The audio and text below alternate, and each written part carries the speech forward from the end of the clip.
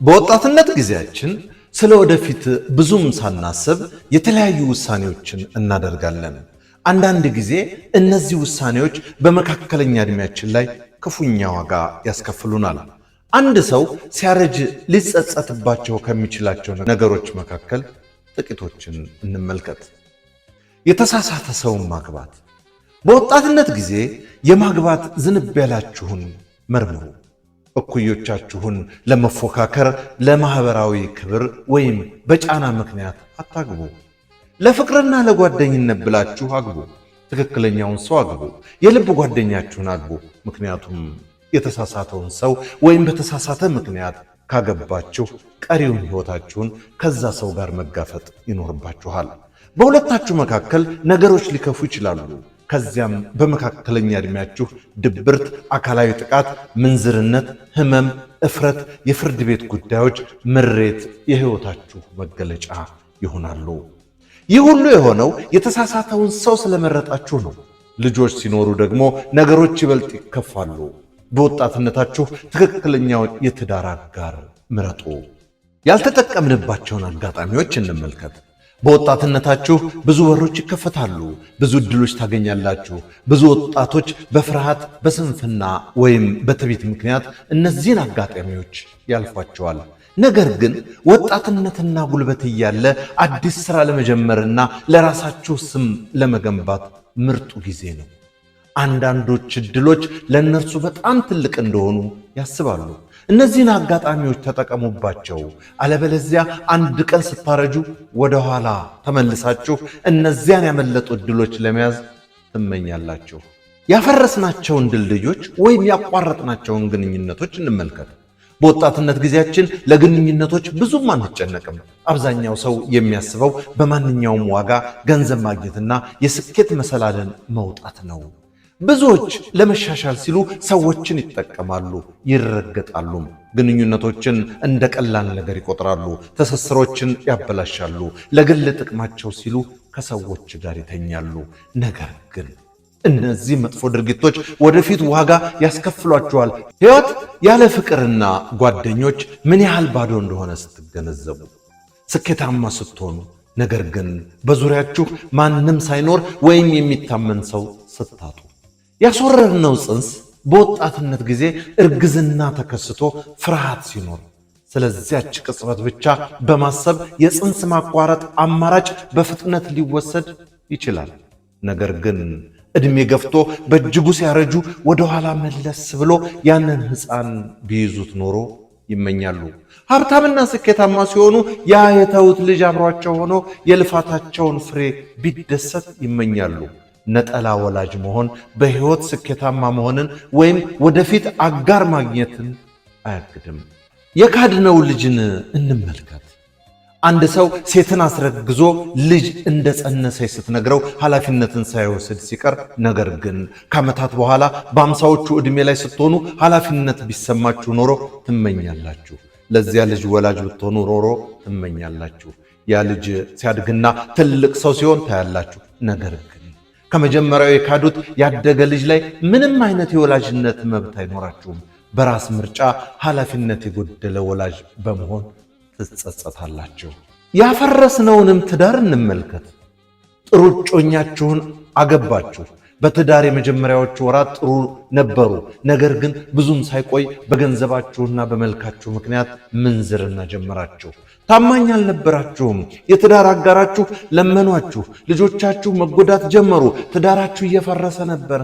አንድ ቀን ስታረጁ ያንን መገንባት የጀመራችሁት ጥሩ ትዳር ምንም ላልጠቀሟችሁ ጊዜያዊ ውጭ ግንኙነት ደስታዎች ስትሉ እንዴት በሞኝነት እንዳፈረሳችሁት ይገለጽላችኋል።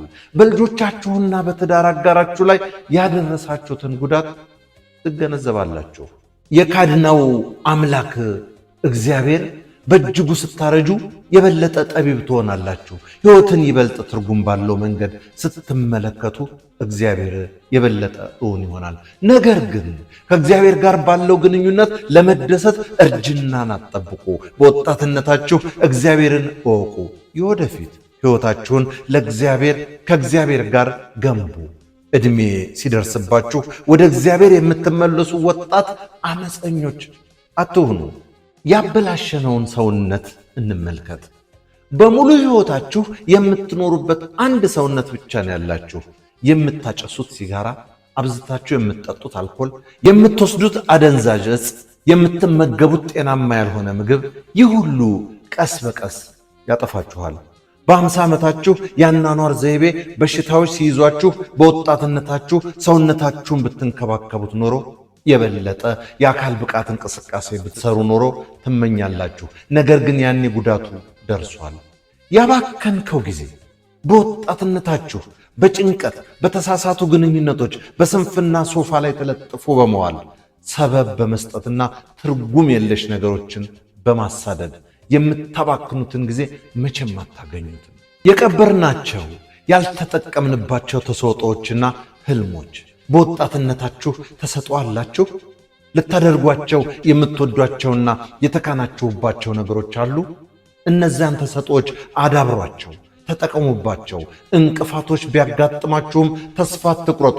በህልሞቻችሁ ተስፋ አትቁረጡ።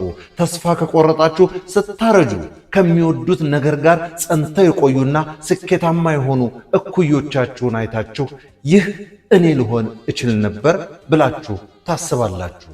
የምትወዱትን ሙያ ተከታተሉ። የምትወዱትን የትምህርት መስክ አጥኑ። የማያስደስታችሁ መስክ ውስጥ የሕይወታችሁን ዓመታት አታባክኑ። ያጎደፍነው ስምን እንመልከት። ስታረጁ ውርስ ወይም ሌጋሲ በጣም አስፈላጊ ነው። የስማችሁ ዋጋ ወሳኝ ነው። ዝናችሁ ምንድነው? ምን ትታችሁ ነው የምታልፉት ብላችሁ ራሳችሁን ጠይቃላችሁ። ውርሳችሁ ከወጣትነታችሁ ጀምሮ የሰራችኋቸው ድርጊቶች ድምር ውጤት ነው። የህይወት ታሪካችን የምንጽፈው በየዕለቱ በምንኖረው ህይወት ነው። የሄዳችሁበትን መንገድ መለስ ብላችሁ ስትመለከቱና በራሳችሁ ስም ላይ የወረወራችሁትን ጭቃ፣ የሳባችሁትን ውርደትና ለዓለም የጨመራችሁትን ትንሽ ዋጋ ስታዩ ትጸጸታላችሁ።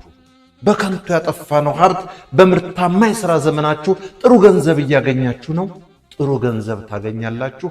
ያንን ገንዘብ በክለቦች በግዴለሽነት አኗኗርና አባካኝ ግዢዎች አታጥፉ። በዚያ ገንዘብ ኢንቨስት አድርጉ። የገቢ ምንጫችሁን አስፉ። ያ ገንዘብ ለእናንተ እንዲሰራ አድርጉት እና በእርጅና ዘመናችሁ እንዲንከባከባችሁ በአስተማማኝ ቦታ አስቀምጡት። ለምትወዷቸው ሰዎች ውርስ ተዉ። በዚህም ምን ነው ባውቅ ኖሮ እንዳትሉ። ያመለጠን ወይም ያስከፋነው ጥሩ ፍቅር።